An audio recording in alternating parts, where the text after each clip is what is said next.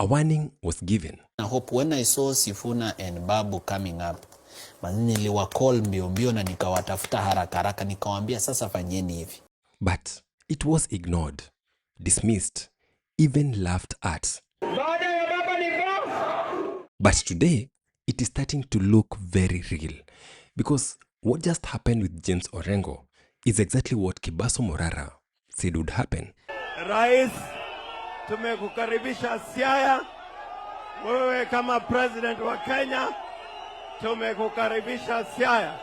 And now, the youth of this country are asking one very uncomfortable question. Can young people really work with these old politicians? Or is Sifuna eventually going to shoot himself on the foot? Washaongea na president, washapiga deal yao. For your information, experts are saying that this is big enough to even bring Linda Mwananchi to an end.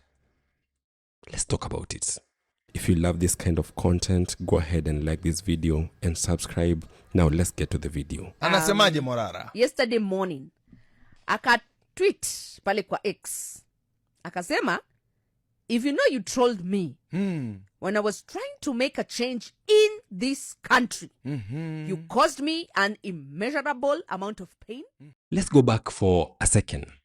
Kebaso Morara, a name that once dominated conversations during the finance bill of 2024 and 2025. The protests. A man who even went ahead to form a political party. It was being called Inject Party. But then, government bloggers happened. Attacks, character assassination, and suddenly, no one cared what he had to say. So, he went back to business. Morara Home Furniture. I'd like to show you some of the furniture that we have here at Morara Home Furniture, Nairobi, Utawala. Yes, but politics never left him. Hey, Bwana Governor, what are you telling us? 200 million was spent on what? On sodas? This is ridiculous. Through all the noise, he kept saying one thing, that the youth must form their own political party. Not join, not borrow, not negotiate. Form their own. Juu kanashika, tengeneza chama. Because according to him, this is the reality of Kenyan politics. William Samoei Ruto owns UDA. Raila Odinga, or the Odinga family, owns ODM. Uhuru Kenyatta owns Jubilee Party. Rigathi Gachagua now owns DCP Party. Kalonzo Musyoka owns Wiper. And Wamalwa owns DAPK. And what do all these people have in common? They are not youth. They are all wazes. So this is Morara's argument. Ati sasa mimi, Morara, niingie chama ya hawa wazae. Hawa wazae, waende kunifunza the same old politics. Watu wako na hopes kwangu, wanafikiria Morara, his ideas are so good, atabadilisha nini? Na tayari niko kwa chama ya hawa wazee. Kwani ni nini nitafanya kuwapinga from within their own parties? Even if a young leader becomes president, but is elected in one of those parties that are owned by these wazes, that person will never be free. They're going to be controlled, they're going to be directed, they're going to be puppeteered. Because power doesn't always sit with the office of the president. It sits with the party. And that's why in Kenya, the party leader becomes the president. Because if the party that got you elected expels you, my dude, you are finished.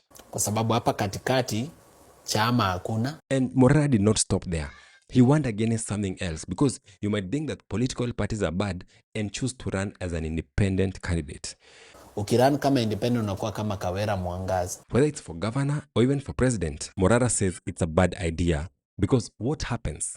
You win, then parliament turns against you, county assembly turns against you, and within months, you are impeached. Unless you play along. Wewe impeachment yake inakuja 4 months, 5 months hivi umeenda. So that's why I'm saying it was a blunder not to have a political party of our own. Kwa sababu now we are at the mercy of people like Gachagua and Ruto. And Morara did not just speak generally.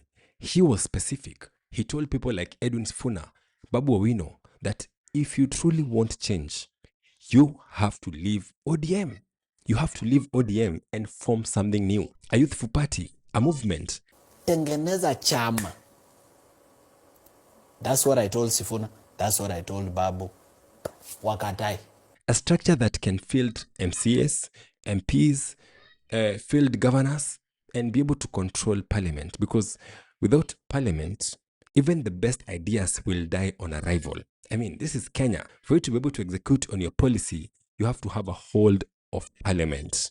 If they had a political party, hata mi naweza sema hapana. Sasa hata hii president mimi sitafuti. I'm just helping so and so become president. Not even running. Or I'm running for this other position.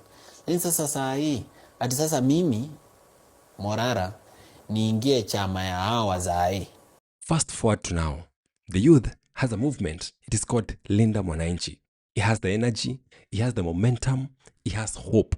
But inside it, there is one senior figure called James Orengo. He's the only old guard in the room. We are warning Kenyans that the time to deal with that rogue presidency is not 2027. It's actually now. And after the Siaya moment, that might be when the youth realize that they cannot work with these old people. Kuna kapicha nimetumiwa na watu watano na nikabaya. And I love the fact that these photos are circulating, or actually this particular photo is circulating when the whole country, and especially the Gen Zs and the youth, are talking about Tukokadi. Let me paint you the picture. The president, that is William Samoei Ruto, visits Siaya. And what happens? Orengo goes to welcome the guy openly, publicly. Yes. Yes, he says it is for development, that there is a 1 billion shilling project for the people. This project that the president is launching is a 1 billion project that will open Usenge Beach area. And maybe that's true, maybe. But the youth are not convinced. Akwambia, this story over here, when folks saw James Orengo hosting the president, guys were going ham on social media. Kwanza guys of Linda Mwananchi, ay hapana mazi, wow, yani James Orengo alikuwa anatucheza hivi. Yeah, you guys, this is not for real. I can't believe it, man. Sifuna has to watch his back. Oh, politicians are just politicians. You get, they're never consistent. All these are stories. Because they have seen this before. Over and over and over again. Leaders who say, I will never work with Ruto. Then they do. For the right price, of course. The list is long. Ali Hassan Joho, Alfred Mutua, Amason Kingi, Musalia Mudavadi, Moses Wetangula, and the biggest name of them all, Raila Odinga. But for the sake of evidence, I'm going to play Joho's clip. Ati huyu akitaka aje ongee sio na mimi niongee na Ruto nini? Mimi nikamtafute atanipa nini? Wilbaro.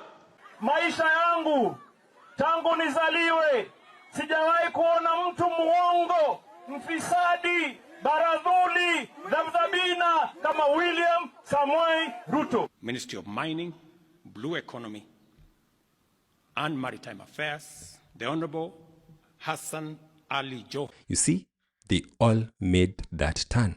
So now, when they see Orengo there, they don't see development. They see a pattern.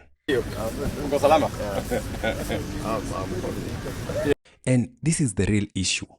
The youth believe that the old guard will always be compromised for power, for access, for deals, for survival. But the youth want a clean break. No compromise, no deals, no handshakes. So see, once you are inside this Waze's system, you become them. And you do things like them. And even if they leave power, you will also take over and behave like them. And this brings us back to Morara's core question. How can the problem be part of the solution? How can we be looking for the solution of the problem that you've created, but you are among us? If the same generation that created the mess is still sitting at the table, are we really fixing anything? Okay. So until we break away from that cycle, kabisa, rebel, until we rebel from that system and seek to destroy it, it will never change. So now, the spotlight shifts to a man. One man, Edwin Sifuna. Because the signs are there. The warnings have been given. The cracks are starting to show. The question is simple. Will he act? Will he leave? Will he form something new? Or will he stay and risk becoming just another name on that long list? Sifuna, get out of ODM. You're not a person in ODM now. At your level, start identifying as a force out of ODM that is going to face President Ruto in 2027. There's nothing wrong with it. Morara said it early. Maybe too early. That's why people ignored him. But now, it is starting to make sense. Because what happened in Siaya is not just an event. It is a signal. It is a warning. And maybe, just maybe, a preview of what happens when the youth trust the old guard one more time. And look at this opposition that we have of Gachagua and Kalonzo and who. There's no hope there. These are people who have lived their lives. These are civil servants who have served. They've served as politicians. They have their property. These are guys who are done. They should go home and play with their grandchildren. The only question left is, will they learn? Will Sifuna do something about it? Or will he continue playing safe? Only time will tell.